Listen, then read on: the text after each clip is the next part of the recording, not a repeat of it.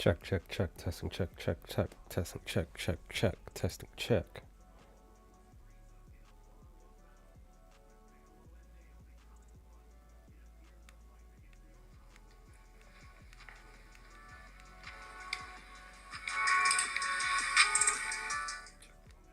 Check, check, check, testing, check, check, check, testing, check. Bet. Alright. What is up, everybody? Welcome back. I'm back with another stream. Been minutes since I live streamed on here. But since it's my day off, I said I will come on here and do a NBA stream. Hope you, your family, friends, and loved ones are doing well today. On this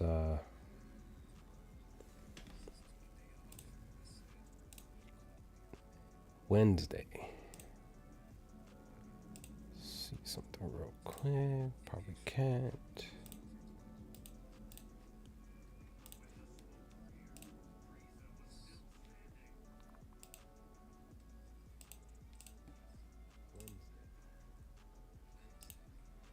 Let's see.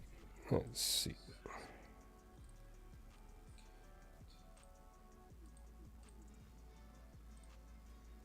Okay. All right. Chat's working. Everything's working. But, whoops. I just needed to make sure that that was working.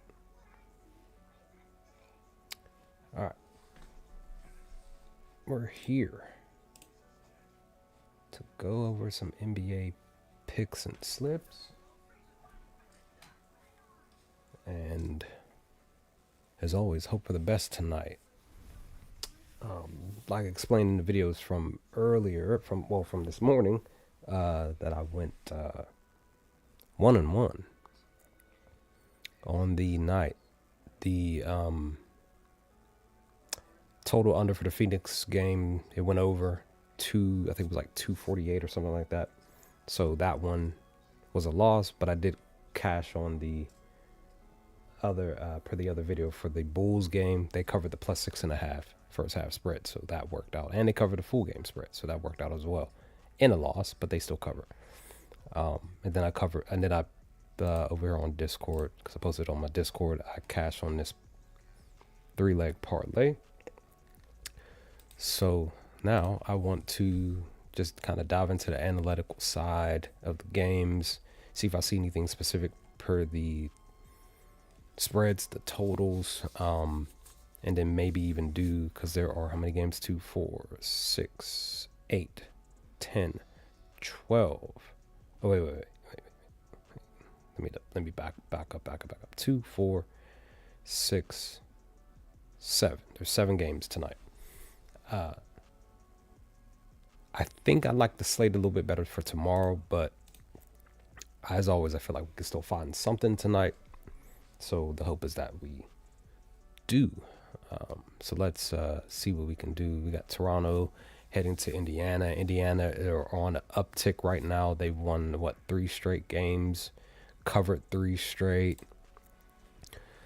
Toronto, they are every other game to cover in the last 5. The spread is 2.5. The over-under total is 223.5. Currently, the books believe that the Raptors are going to cover a minus 2.5. There's EV to the under right now, but the books currently believe that the over is going to hit the 224. Let me see. What are both teams doing spread-wise? First half, at least. Okay, so Indiana are covering a plus 1.5 for the last, 3 of the last 5. Toronto's 2 and 3 in the last 5. But again, it's a plus 1.5. The question becomes, because again, I go based off of what teams are doing. This is StatMuse. This is what I use. Been using a bit more recently. So let's look at Raptors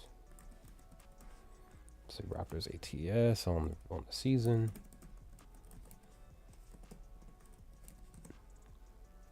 They are 19-22, and then on the road, they are 10-9, just above 500. So then, what? So then, pretty much, Pacers are still like way under on ATS, right? So when it's pertaining, at least I want to say at home, right? So they're 21-19 covering, and then at home, they are 13-9 actually. So then on the day, then today's Wednesday, they are 4-2, so it's a positive for them. So then Raptors.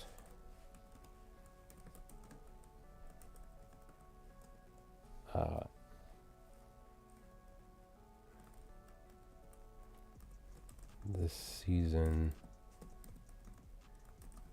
on Wednesdays, they are 2-4, so it's a swap. Seeing this in front of me, I just may consider possibly taking Indiana, because again, Indiana has been actually playing better in the last few games. Also, too, ATS wise for the month for Indiana compared to the Raptors. So the Raptors are on the month. They're, because I'm using the Score app here on my phone. They're 3-3. No, excuse me, 4-2 on the month. So ATS wise, they are 1-0, 1-1. No, excuse me, 2-1. So wait, hold on, let me look at this Hornets game. Hornets covered against them, but they covered against Atlanta, I want to say back-to-back games, right? All right, so 2-1,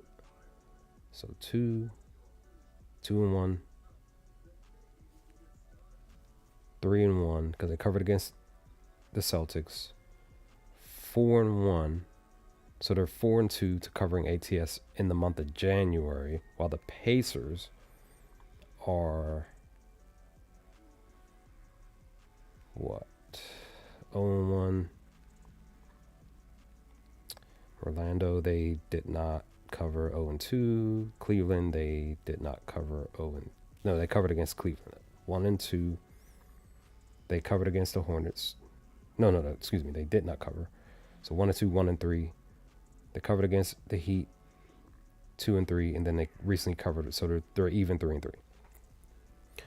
So, if I decided to go with the spread itself per the spot, I would possibly still consider at least the first half, because you just never know. Because they're at least covering 3 of the last 5 compared to Toronto. So then let's look at what they're doing per the number. Was it -1.5?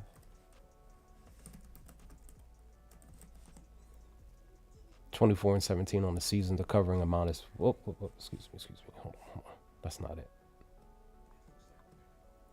it. They are 10-10, even 10-10 to covering a -1.5.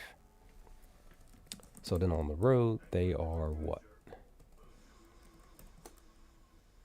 6-5, just above 500. So then Pacers record, they're covering to a plus, because then currently the line is 1.5. Hopefully it stays this way.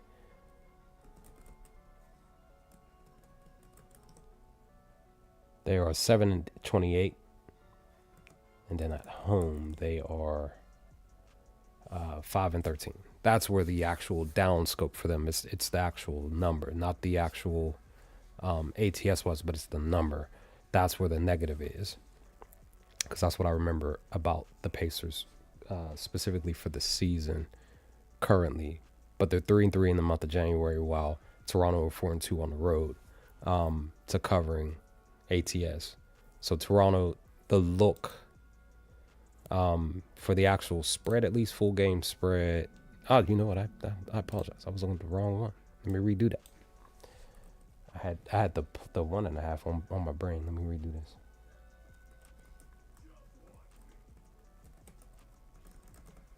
So it's not a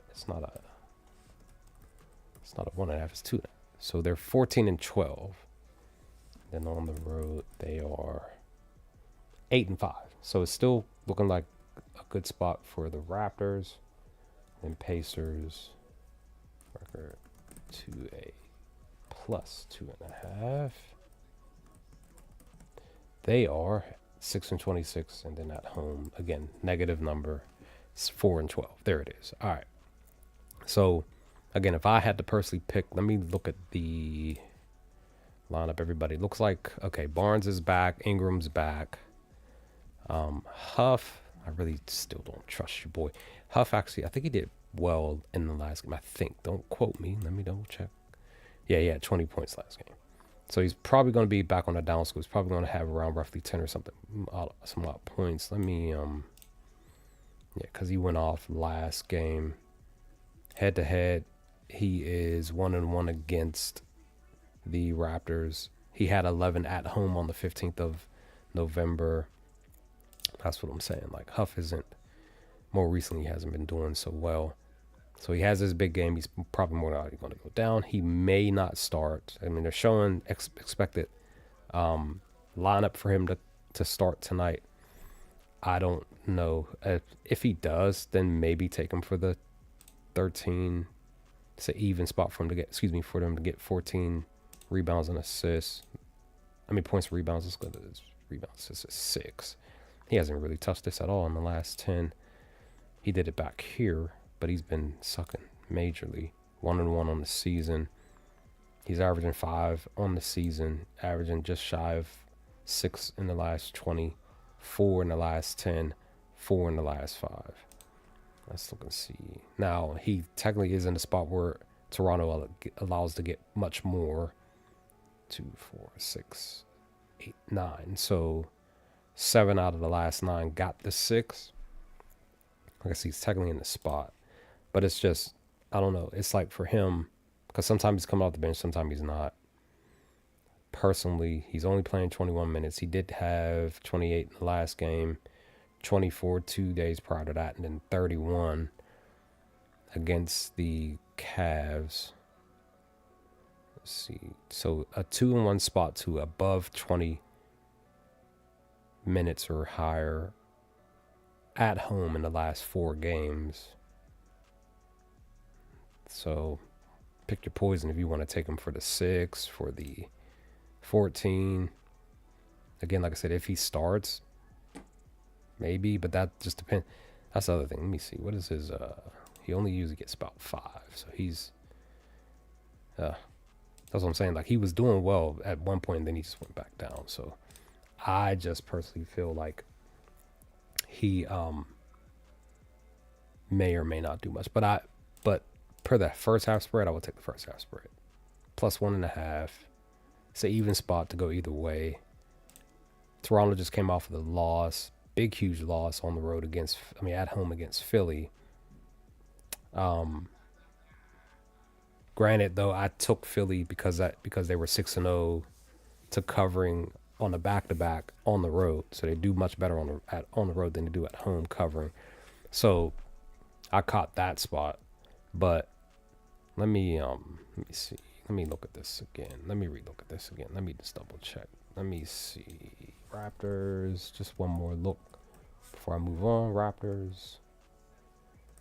ATS.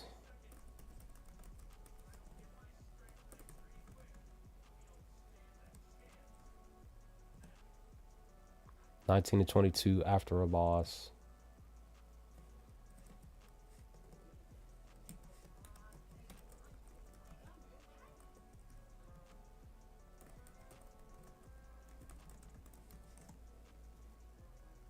(21-19) after a win.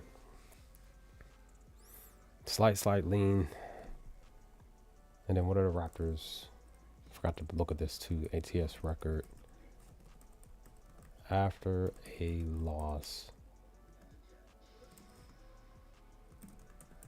I don't think it will give you too much. 10-9. Oops.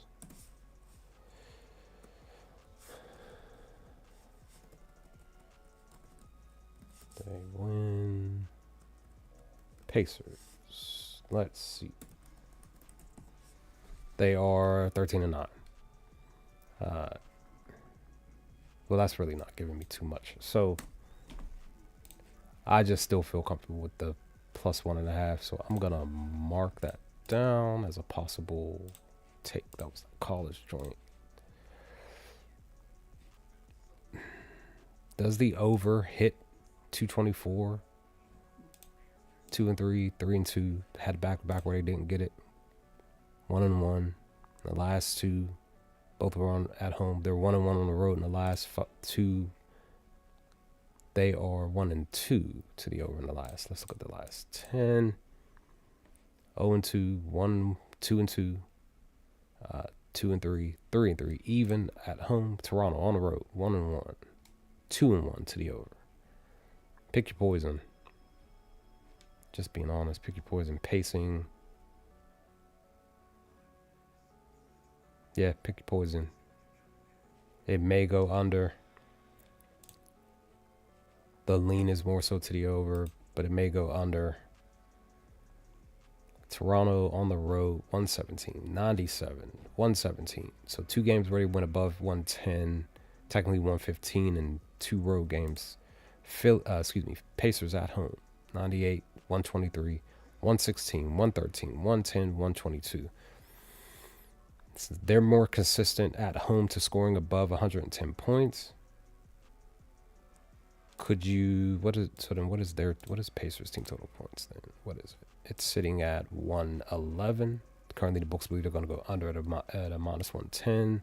There's EV on the under, but they're going over 80%. They're averaging 116 head to head. They're 1-1 on the season. They got 111 on the 15 right on the nose. Toronto, let's see, Toronto 1, 2, 3, 4, 5, 6 and 4 in the last 10, but more specifically on the road, 1-0, 1-1, 2-1 to allowing a team to get the 111. Again, both teams. Hold on, let me see. So just Mathurin and Obi. So McConnell's playing tonight too. So McConnell had a bad night the last game. So he may go off tonight. May want to consider him tonight. Let me look at him. Because I missed his, was it 2-3 games ago where he actually went off. Let's look at most assists. There you go. PRA. It's 18. Books believe he's going to go under the 18. Last 6 games, he's 4-2. He's averaging 18 on the nose. Last 5, he's averaging 19, just shy of 20. Head to head, he is 1-1 on the season. He finished with 14 on the 15th of November. 3-1 against Toronto.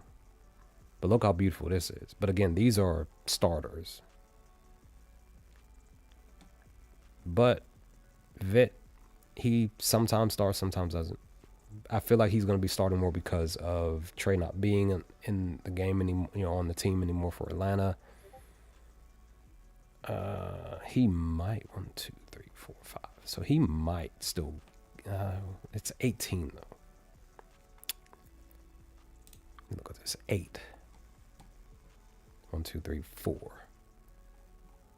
Look at points and rebounds. It's 13. Books believe he's going to go under. So Books believe he's going to go under on his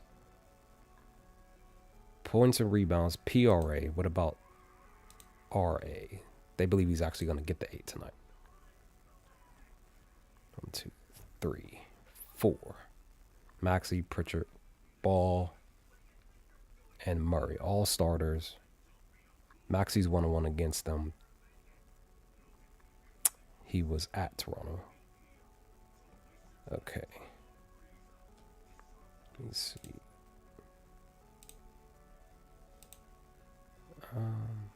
Okay, so he usually gets 9 potentials, 5 potentials. What is he? Okay, 2 rebounds, but he's averaging 5 assists. Could probably maybe take him for the assists, even though the books believe he's gonna go under on the 5. 1, 2, 3. 3 of the last 6 got the 5. They allow how many to the position? 7.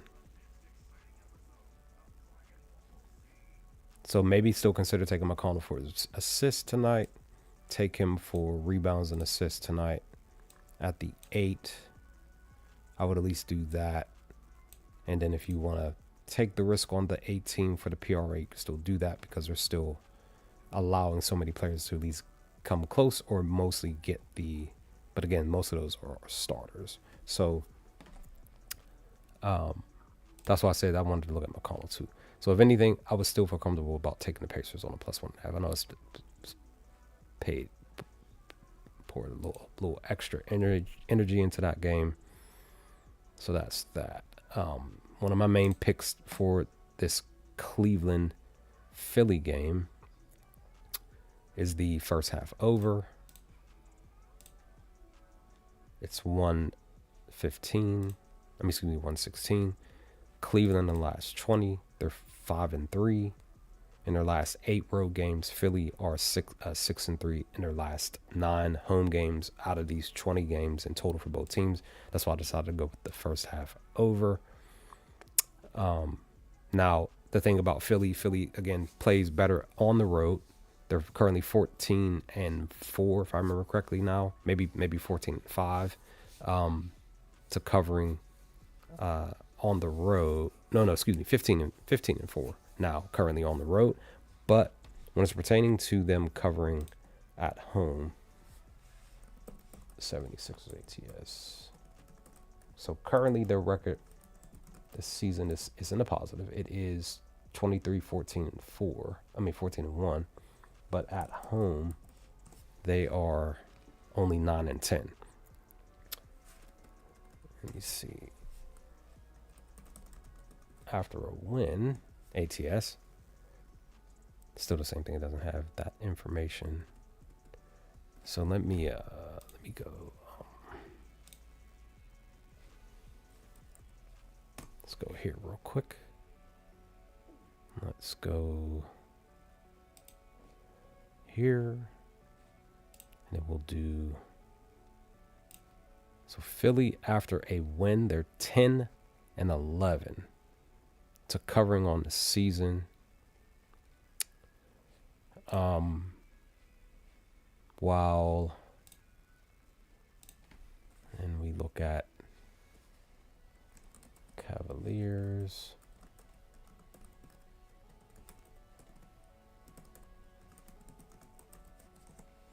They are 13-28, and then on the road, they are 6-11. So for them, after what they do, they lost. Let me check here. Yeah, they lost the last game against Utah. I did put a late bet in during the game. It was for them to cover Utah to cover the first half spread and take the under, and that did indeed cash. For Cleveland, they are 6-12 after a loss. So I looked at this earlier, like roughly about an hour ago, and I was like, I don't know if I want to consider either team for the spread. Again, it's 1.5. The books currently believe it's more of a lean towards Cleveland to cover the +1.5. That's why I went with the first half total over. We can maybe look at before I do that, let me remember to real quick.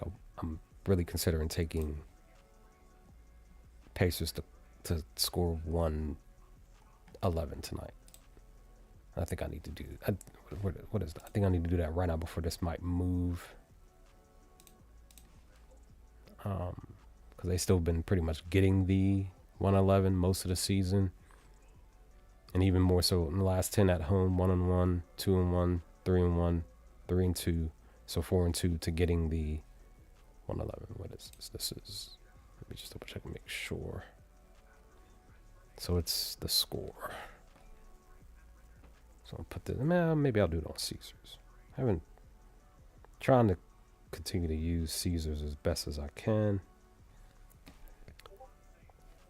So Caesars.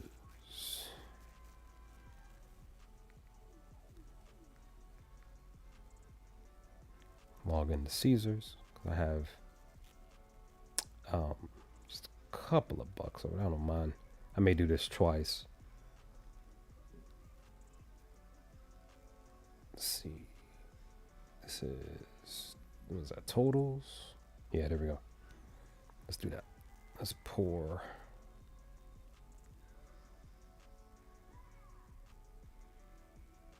Just do that. That'll work. So, like I said, I only had a couple bucks on the account. I said I'll just use 250 of that. Get back 460-ish. But I'll probably just throw this over on like DraftKings as well, or the score, whichever. But I wanted to make sure that I did not forget that. But that's another spot. We have that. Can I don't think I could parlay this together, can I?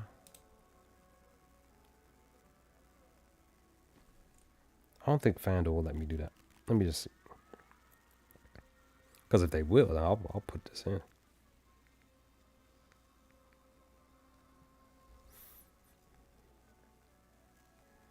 Let's see. Let me double check this real quick. I know I came right back to this game like, oh, don't want to forget to do this.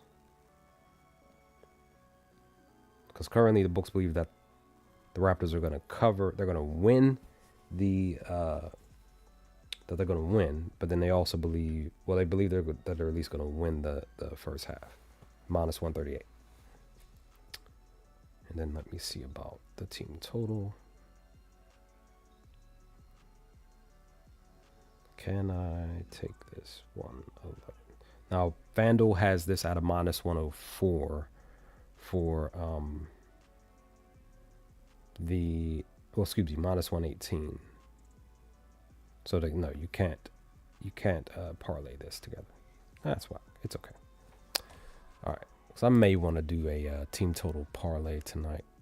May do that here on the stream. Thinking about it. Back. What do I want to do with this game? Maybe consider. Let me see. Books believe that Philly's going to go under the 119 tonight. Cleveland. Books believe they're going to get 119 tonight. Let's see. Philly allows. Let's see. So Philly allows 115. Cleveland allows 118. Cleveland, last 5, they're actually averaging 122, 3-2 to the over. Last 10, they're averaging 119 on the nose. But they are 4-6 in the last 10. Head to head, though, 3-1, 1-0 on the season. They got 132 on the 5th at Philly. So they're at home. So now they're on the road. They had 129 on the 24th of last January. They're averaging 120 on the season. Philly, per the spot, we need them to get 119. 1, 2, 3, 4. Just 4. On the road, 1-1. Excuse me, I meant to say Philly at home. 1-1. So 2 of the games in Philly, they allowed one team to get it. It was Denver, 125. They shut Washington down under 190. Well, Washington got the 110, but they did stop them from getting 119. Again, they allow 115, just 4 points shy. It's not that big of a spot. Oh, so the number, let's see. So originally it opened up at 120, and then it dipped down to 119, went back up to 120, and is currently back down to 119. Maybe grab this here.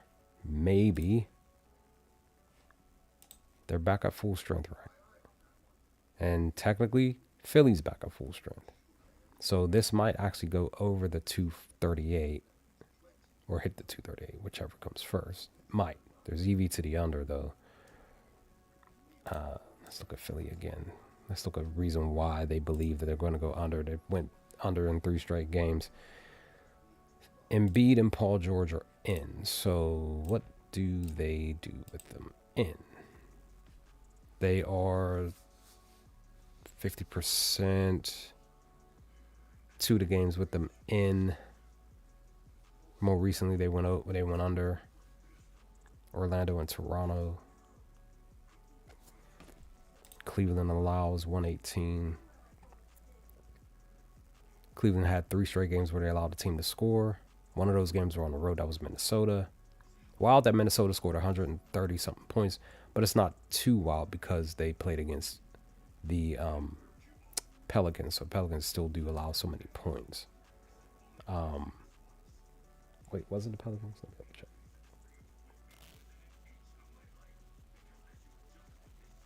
Oops. I'm sorry. Milwaukee. Apology. That's why I was like, hold on. I don't think the Pelicans played. They played Denver, and they allowed Denver to still score 122. I think the over hit in that game. Yeah, it just hit over at 238. Let's see. Cleveland, more importantly, per the 119-1, 2, 3, 4. So 4 and 6, same thing. So pretty much they're around a similar spot. But let's look at Cleveland on the road. 1-0, 1-1, 1-2, 1-3. So looking like Cleveland playing a little bit better defense on the road. The question becomes, with Paul George and Embiid back, a little bit more fresher, because Paul did not play, right? Because he was a late scratch in the last game against Toronto. But they did get 115, so they were just shy, just 4 points shy. I'm sorry. I'm apologize. I'm thinking about this going over. Apologies. So 1, 2, 3, 4. So 6 and 4. So Cleveland has played better defense to stopping a team from scoring the So I technically on the road they're 3 and 1. So I looked at that wrong because I'm so used to taking a team total over. So the question becomes, do they go back to back? Now they did go back to back at the beginning of the last 10 games. Under at Atlanta. One of those other games was at home against Brooklyn, and then under against Chicago. And then they had these 2 away games, but now they're back at home. The question becomes, could they go under the 119 tonight against Cleveland? Like I said, the last 4 road games, they stopped 3 teams to going over the 119. That's the question.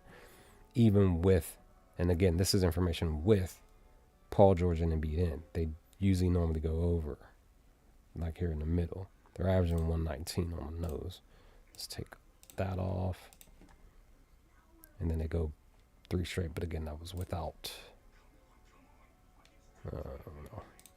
So maybe still possibly take the over. Books believe that it's going to go over.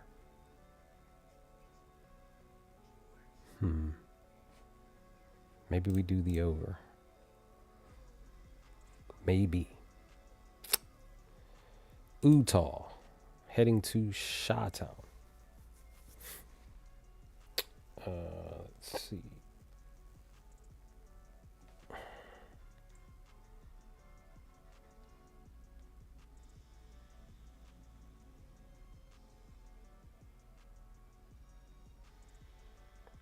Oh shoot, I'm behind.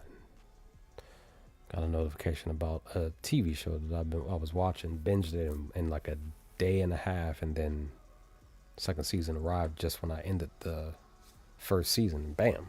But I'm behind by I think 2 episodes, so I gotta I'll probably do that right after the stream. Utah heading to the Bulls. Utah, they came through with a win on the road against the Cavaliers. I think that's the other reason why I feel more comfortable about taking the total versus trying to take the spread, because who knows, Cavs may cover tonight because they lost in a weird game at home. Let's see. There's EV to the +3.5.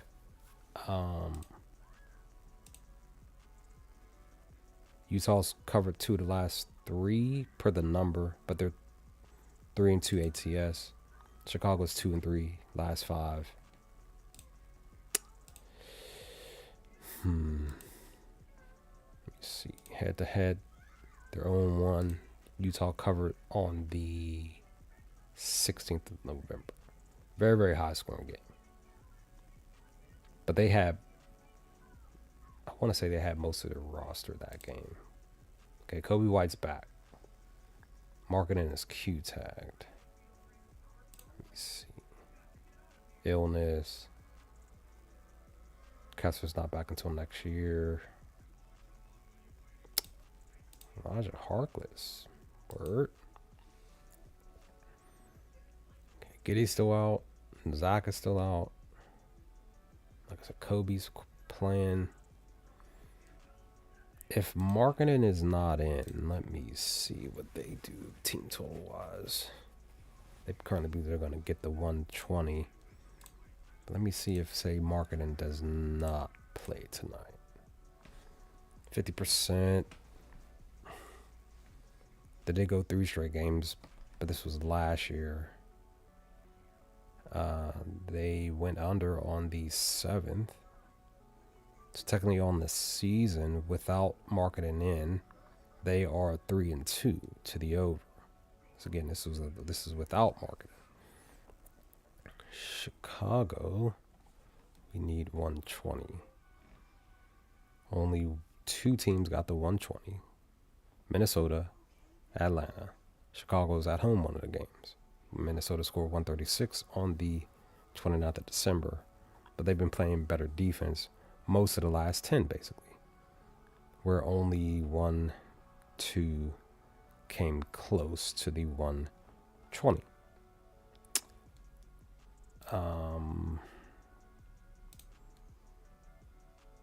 They got 135 at Chicago last year on November 4th. Do I consider possibly taking? Now, okay, in the month of January they're under. Again, this is without Marketing in the game. 101 and 95. Both of them. One was on the road. One was at home. Curious now. They usually, for the most part, without Marketing in, they go under at a what? 70% without Marketing in the last 20. And this is including last year. 2025, they're even 3-3 to the under without Marketing. But again, currently on the month, they're 2-0 to the under. Maybe we fade. Maybe we do fade Utah from scoring 120 tonight. Chicago at home to the under. 1-0, 2-0, 3-0, 4-0, 4-1, 5-1 to stopping a team. I think I feel comfortable with taking Utah under this 120 with Marketing in.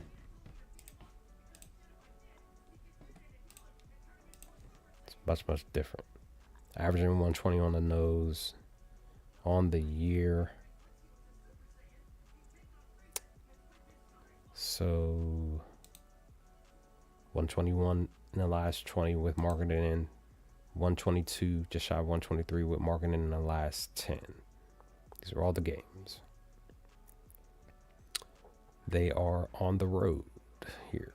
So 0 and 2, 1 and 2, 2 and 2, 2 and 3, 3 and 3, even 3 and 3 to the over under with marketing in. The last 10. I'm gonna have to wait. I just don't know when he's gonna get ruled in or out. I'll wait. If he's ruled out, I'll take this as a single bet to the under. I want to put him on a put this on a parlay, but I don't know. Now Chicago, because they have your boy in. Let's see. They believe they're gonna go under. Let's see. With Kobe, they're averaging 118, just shy of 119. You need 123. 4 straight games where they didn't get it. They're 1-1 on the month with Kobe in. They got 125 at home against Dallas on the 10th. But then went under 3 straight at home against Minnesota, Milwaukee, and Philly. Utah, 1, 2, 3, 4, 5, 6, 7. 7 and 3 to the over. On the road, 0 and 1, 1 and 1, 1 and 2, 2 and 2. Excuse me, 3 and 2, 3 and 3, even in the last 6 road games. I really do think that it would be more prevalent to possibly go with the Utah. Let me mark it. Currently, I like the under, but we'll mark it. If marketing plays, probably gonna take the over. I couldn't really find anything with. Let me see. Couldn't really find anything with the.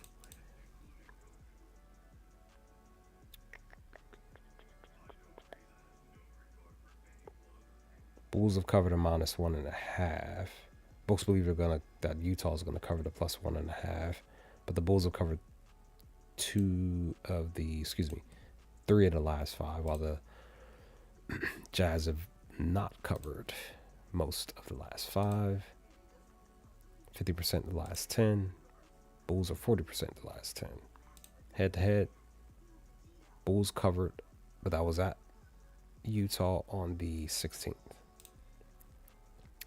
Bulls are not covering all season. The +1, the -1.5. Utah still are not covering. See, this stuff isn't accurate when it's pertaining to the home away stuff. You got to look at the actual. You got to break it down this way with all the data right here. 1 and 3, 1 and 3, 1 and 4, 2 and 4, 2 and 5. 2 and 6, 2 and 7, 2 and 8, 3 and 8, 4 and 8. So 4 and 9 in the last 13 road games for Utah. Chicago at home, 1 and 0, 2 and 0, 2 and 1, 3 and 1, 3 and 3, 3 and 4, 4 and 4, 4 and 5, 4 and 6, 4 and 7, 4 and 8. It's bad. 4 and 9. 4 and 10. It's bad. 4 and 11. 4 and 12. 5 and 12. 5 and 13. 5 and 14. 6 and 14 in their last 20 home games. They have not been able to cover a first half spread. So, first half total, they have it at a high 119 to the over. They're both down. Utah's 50%, but they've had 4 straight to go under. Chicago, 4 of the last 5 went under. That's what I'm saying.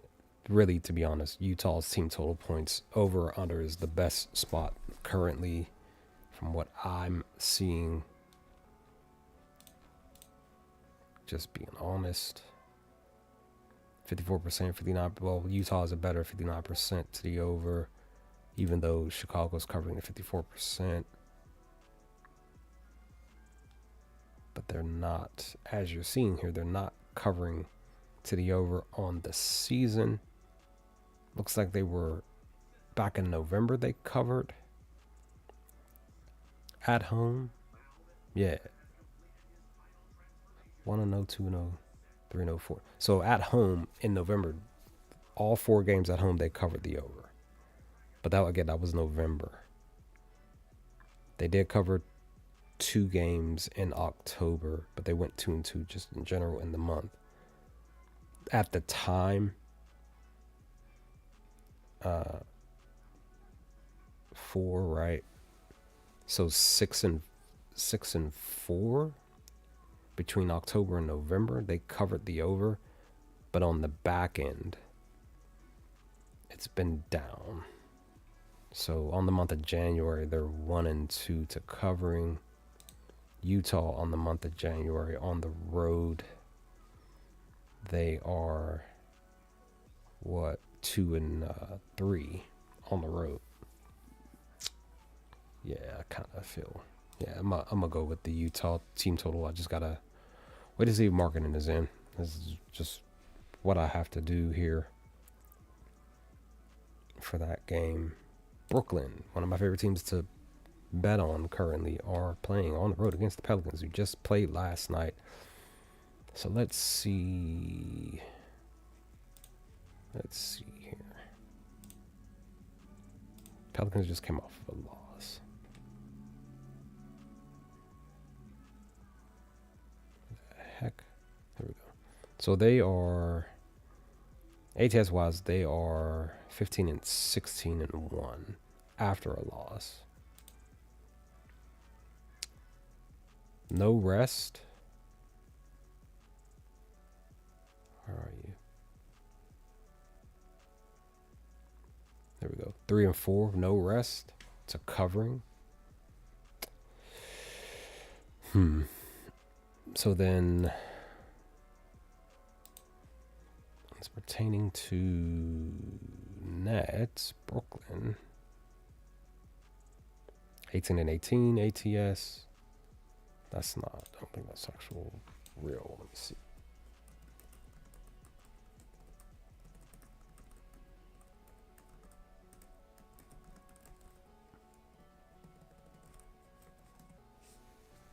Yeah, 18-1. Then on the road, they are 9-7-1 on the road. So that is correct. They just missed the. Didn't they just miss the? The heck is?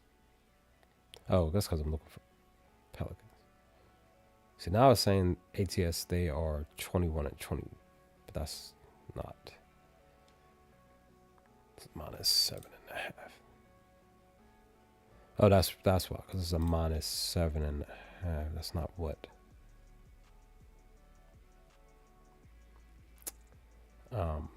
So yeah, Stop Muse got it correctly. So 9-7 on the road. All right. Let me just look at.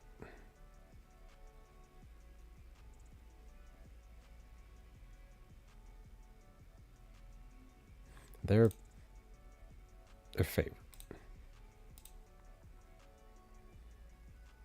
As away favorites, Nets, Brooklyn.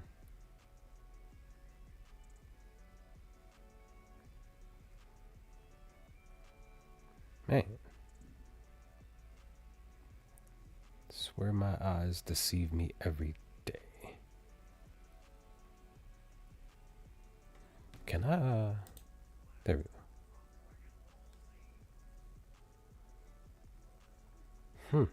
Why aren't they showing? I think they're right in between here. And they're not showing up at all. That is so weird. Why isn't Brooklyn showing up here? Let me do that. And then do this. That was weird that they didn't show up after a win.